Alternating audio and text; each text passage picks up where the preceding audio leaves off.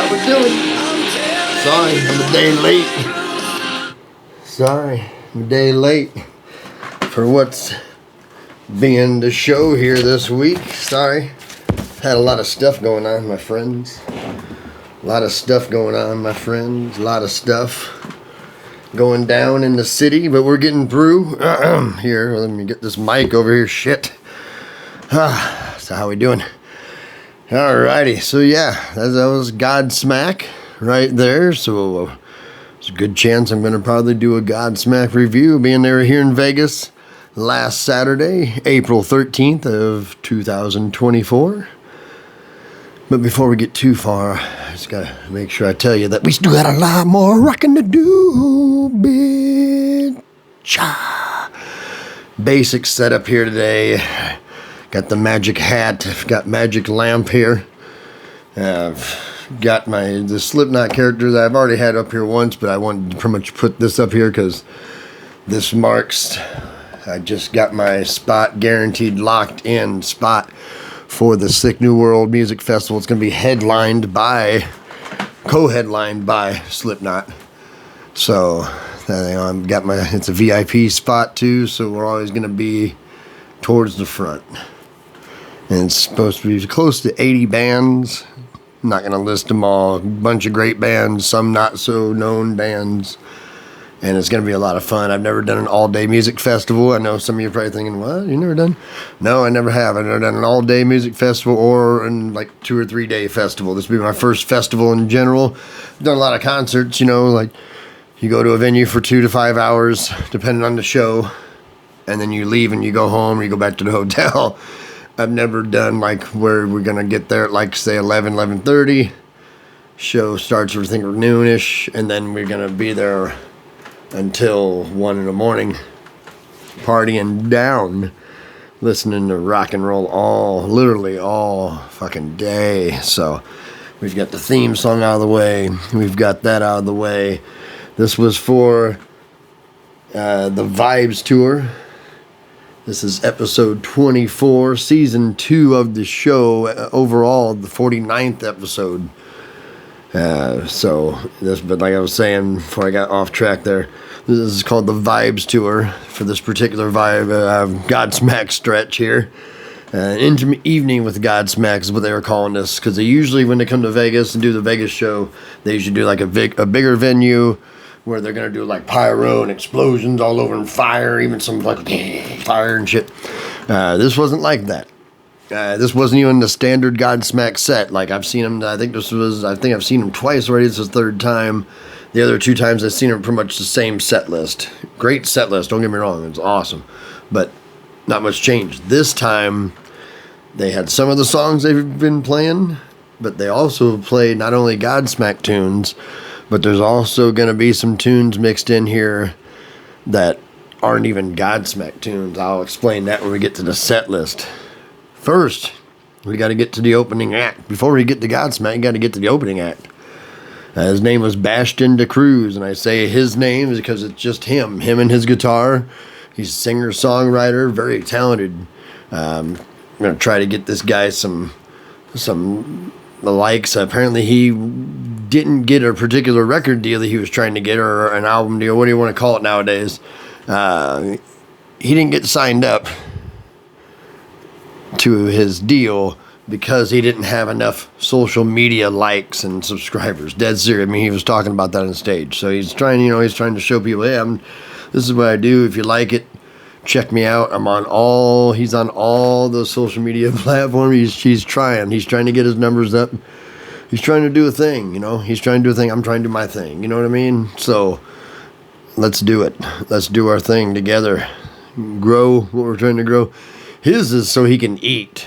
Like me, I'm not worried. Like if I don't make, like I said, I don't want to make any money. I just like to be well known enough to some of these venues in Vegas where when they see me, they're like, oh shit, we still got more rocking to do, bitch guy. Let him get backstage real quick and smoke a joint with a fucking stripe, a fucking rat or whatever. I'm just fucking rambling. Sorry. All right. Anyway, so Bastian decruz. I'm going to go over his set list real quick. Like I said, there's a bunch of songs that he's written. He's from Denmark. I shouldn't say originally from Denmark. He's from Denmark. And first song out was called I Used to Call. Second song was Broken, and then Tell Me Who I Am. And then the fourth song, he wanted to tell us a little story how he wrote this song about his mom. The song is simply called Mom. So he played that. It was pretty good. Hero, Walking Away, 21, Going Out, and then he finished up with a song called Traveling. And he was so super happy and grateful that Godsmack thought of him enough to bring him on the road with them to kind of open the show. And he was so thankful and everything. He was like, I'm going to be out there before Godsmack starts their set. I'm going to be out there. If anybody wants to come talk to me real quick, get a quick picture, whatever you want to do. And I was like, oh, that's cool. So I went ahead and did that. And bammo, right there. One of the things I was doing yesterday is I was, like I said, I was busy yesterday. I was doing things. One of them was getting that done. And I put his name in the picture because he's not a well-known person to me, but he was really cool. So I want to be able to look at that and be like, what's his name again? And I have his name on there, so I already know. Like some of the other pictures in my room, I know just by looking at it, like, that's this guy, that's this guy. Like I said, this guy's he's not as known yet. So I don't want to forget his name. So when I look up and I see it, and oh yeah, Bastian decruz. So that's why I put the name on there. All my other pictures of all the other rockers I got pics with, I don't have their name up there because I know who they are.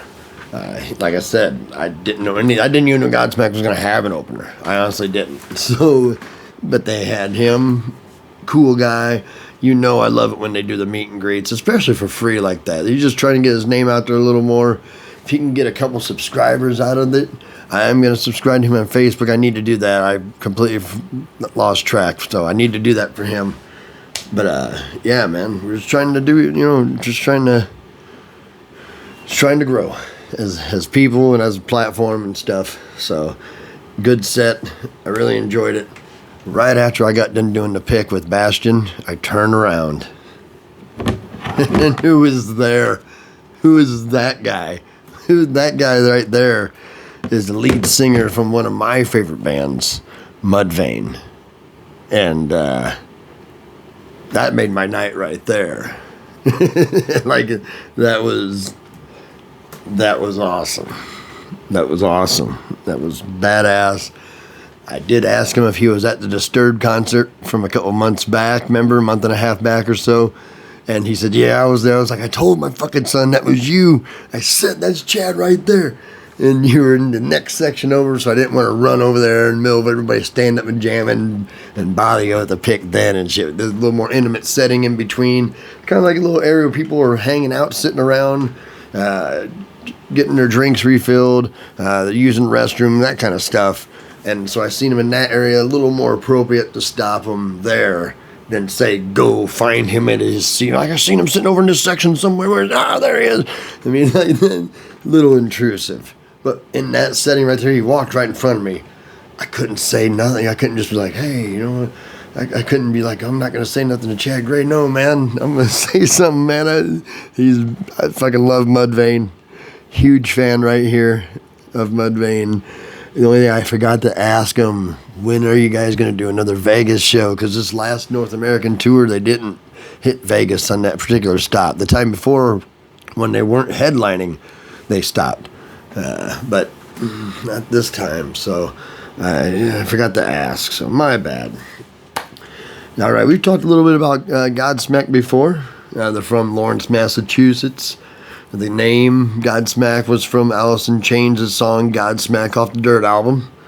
They formed in 95. Their first LP was released in 98.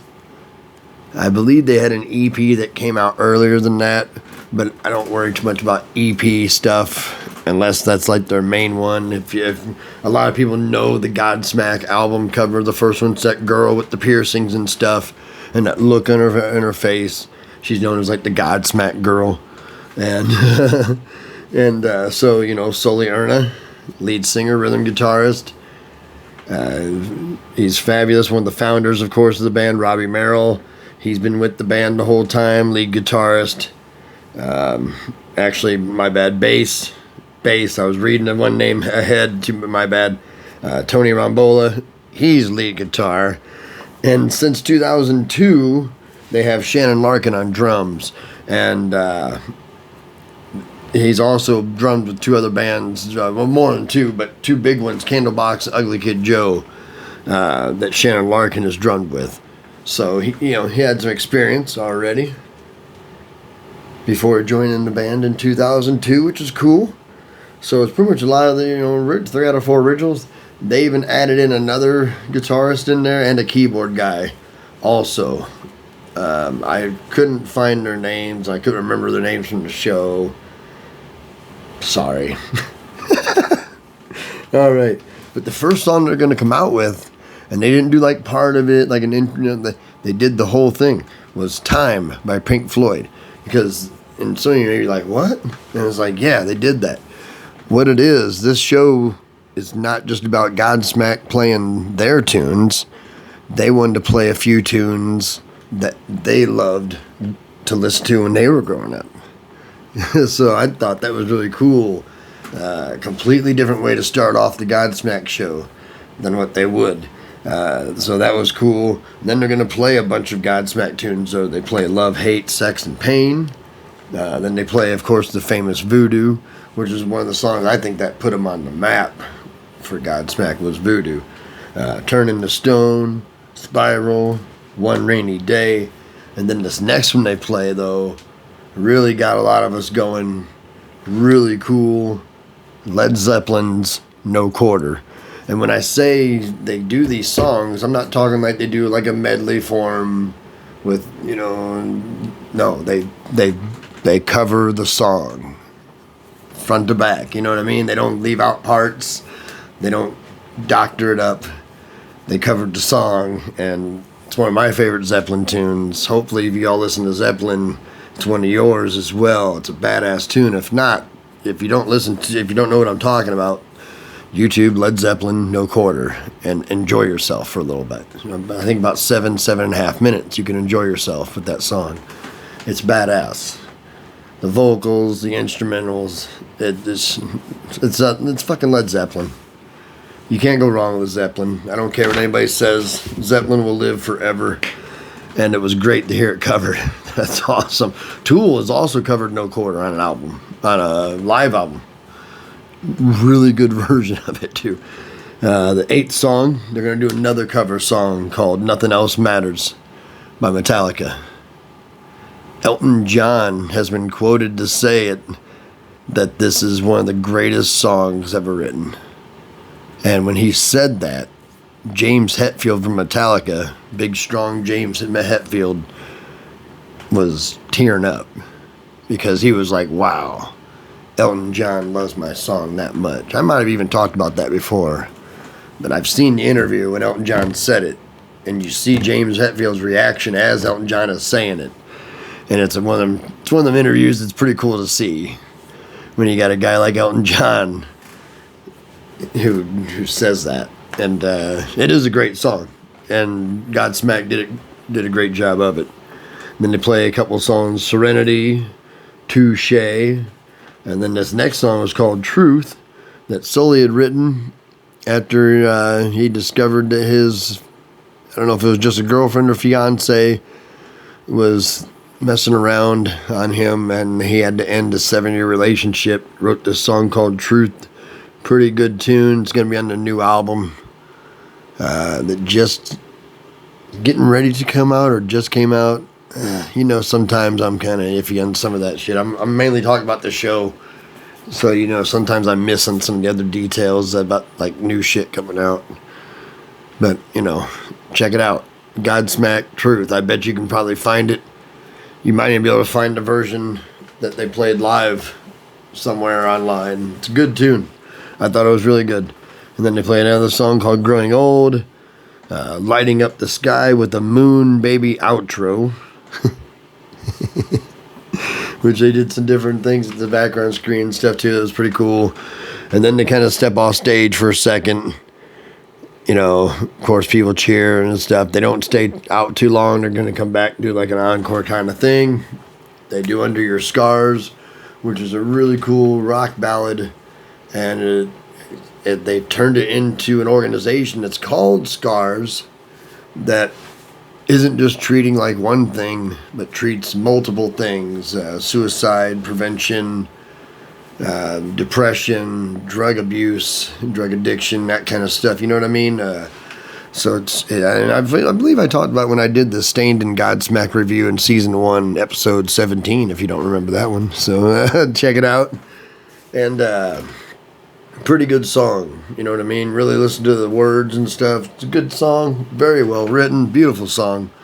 Really good rock ballad. And then they play the song that I came in on, Bulletproof. I know I probably could have picked another song to come in on, but I don't know. There's just something about that chorus just gets me going. Just, na, na, na, na, na, na, na, na, na. It just gets me going, man. I'm just like, I want to enter in on that because it gets me going, you know. So that's what I did. And then the last song, like slowly, it's like, oh, I guess we're going to play one more. I don't know what we're going to play.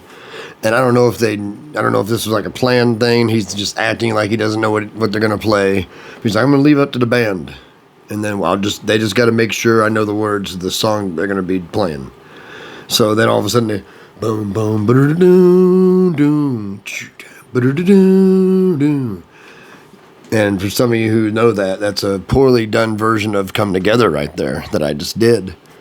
And Come Together by the Beatles from the album Abbey Road, first song on the album. Great tunes, been covered by Aerosmith and been, I'm sure, covered multiple times. But that's how they finished up the song. And then after they do that song, then they cut into like the last verse of Stairway, where they like, where it's like the last solo before Robert Plant does it. And he comes back in with the vocals and shit. They do that whole, you know, and she's buying a stair. You know, they do that whole like last verse into like where he's just slowly just singing out there at the end to finish it up with the Stairway to Heaven stuff. So what a cool way to end the show. And like I said, I've seen Godsmack 3 times. I believe it's been 3 times total. Once with somebody, and then the second time was with Stained, which was awesome. That was badass. And then this time was badass as well. All 3 times I've seen him has been awesome. This one, though, is a little unique from the other 2. So I loved it. I thought it was a good show. The crowd wasn't up as much as other Godsmack shows, so that vibe was a little different.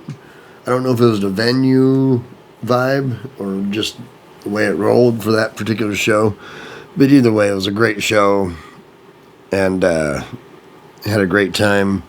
I got to meet a couple rockers, Bastian, Chad Gray.